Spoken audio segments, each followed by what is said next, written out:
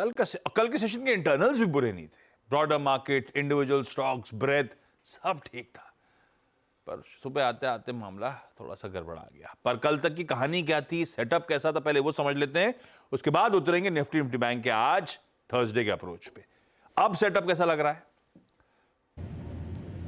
Setup ठीक है आशीष, और जैसा आप कह रहे थे कि एशिया भी थोड़ा बहुत इंप्रूव कर रहा है, और आई थिंक गिफ्ट निफ्टी पे डिसअपॉइंटमेंट थोड़ी इस चीज की ज्यादा है कि हम डाउ फ्यूचर्स को पॉजिटिव लेकर गए थे और फाइनली जब हम आए हैं तो हाई से स्लिप हो चुके हैं। लेकिन मेरा ये मानना है कि इंटरडे में मार्केट में आज भी रिकवरी आनी चाहिए और बाय ऑन डिप्स का ट्रेड भी वर्कआउट होगा।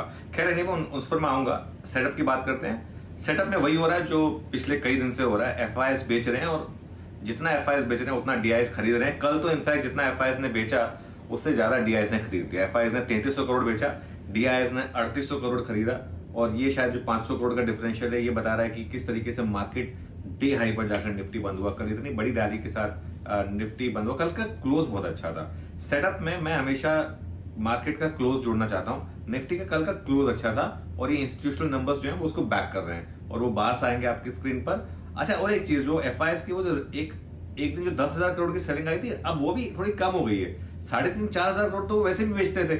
इवन बिफोर ग्लोबल क्यूज खराब हुए थे, 3,500-4,000 करोड़ तो वो रोज का वैसे भी बेच रहे थे। तो उस मामले में ऐसा कोई खास दिक्कत नहीं है कि हमारा कोई बहुत ज्यादा सेटअप बिगड़ गया उसकी वजह से। हाँ, एक दिन उन्होंने 10,000 करोड़ बेचा था, उस दिन भी पूरा डीआईएस ने एब्जॉर्ब कर लिया था उसको। इंडेक्स फ्यूचर्स में सेलिंग है करीब करीब 1,032 करोड़ की। लेकिन जैसा आपने कहा कल इंटरनल्स अच्छे थे, मार्केट ब्रेड्थ अच्छी थी, वो स्टॉक फ्यूचर्स के डेटा में भी रिफ्लेक्ट हो रहा है। स्टॉक फ्यूचर्स में बाइंग थी करीब करीब 3,054 करोड़ की। इंडेक्स में निफ्टी और बैंक निफ्टी दोनों में सेलिंग थी, तो और अब ये लगातार 4-5 दिन से सेलिंग हो रही है। अच्छा, इस सेलिंग से एक अच्छी चीज हो रही है कि जो मार्केट एक्सट्रीमली ओवरबॉट थी एफआईएस की तरफ से इंडेक्स फ्यूचर्स पर, अब वो धीरे धीरे न्यूट्रल टेरिटरी में आ रही है। कल 5,061 लॉन्ग कटे और करीब करीब 10,000 शॉर्ट जुड़े, तो वो जो मामला 1,66,000 नेट लॉन्ग पर था इस ग्लोबल क्राइसिस से पहले, अब वो आ गया है 63-64,000 लॉन्ग पर, और परसेंटेज वाइज 55% लॉन्ग पर हम आ गए हैं। 1-2 दिन और ऐसे रहे तो हम हो सकता है नेट शॉर्ट भी हो जाए इस मार्केट में। इंडिया वेक्स भी 3-4 दिन से कम हो रहा है, कल भी 14% गिर गया।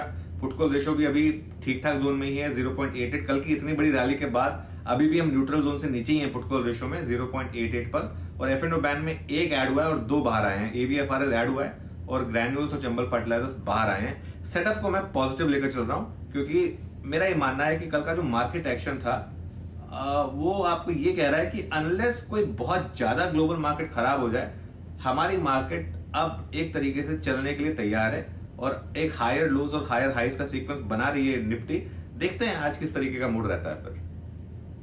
बिल्कुल ठीक है, और अगर ग्लोब सुधर रहा है तो लाइक्लीहुड ये है कि अगर वाकई इस तरह का गैप डाउन हो रहा है तो सेशन के दौरान शायद भारतीय बाजार लोअर लेवल से इंप्रूव होते हुए नजर आए। ऐसे में निफ्टी आपका कल की स्क्रीन पर आ गया है, इसका अप्रोच क्या रखें, क्या लेवल्स वॉच आउट करें? अगर वाकई ये 150 पॉइंट, 250 पॉइंट दबाव के साथ खुल रहा है तो हमारा नजरिया क्या रहेगा, हम कैसे अप्रोच करेंगे निफ्टी को? देखिए आशीष, एक अप्रोच तो ऐसे दिन पे सिंपल होती है कि आप गिफ्ट निफ्टी का लो जो है ना, उसका एक स्टॉप लॉस लगाकर निफ्टी फ्यूचर जहां खुले वहां लॉन्ग हो जाए, प्रोवाइडेड आप 100-150 पॉइंट का गैप डाउन अगर मिले तब। नॉर्मली गिफ्ट निफ्टी का लो उस दिन नहीं टूटता है। अगर already gift Nifty lower level से रिकवर कर गया, मेरे ख्याल से एक टाइम पे 250-250 पॉइंट डाउन थे गिफ्ट निफ्टी पर। पहला सपोर्ट मिलेगा आपको 24,150 से 24,200 पर। भले ही उसके नीचे खुलने की तैयारी हो रही है, लेकिन एक बार देख लेते हैं। एक्चुअल ओपनिंग ऑप्शन बेस्ड है ये, और कल का लो भी है यहाँ पर। और फिर बड़ा सपोर्ट तो आपका जो लास्ट 2 दिन का लो, मंडे और ट्यूसडे का लो, 23,893 से 23,960। मेरी अप्रोच ये रहेगी कि एक बार गैप डाउन हो जाए, उसके बाद आप 24,200 रिक्लेम कर लें और उसके ऊपर टिक जाएं, वहां पर बाय कर लें और एक सिस्टम में स्टॉप लॉस लगा दें 24,150 का। देखिए, अगर आप बाई चांस 24,150 के नीचे खुले तो वो ट्रेड ट्रिगर ही नहीं होगी, लेकिन अगर वो उसके बाद 24,200 के ऊपर आके टिक जाए तब वो ट्रेड ट्रिगर होगी, और उस इन दैट केस आपको एक स्टॉप लॉस लगाना होगा 24,150 का।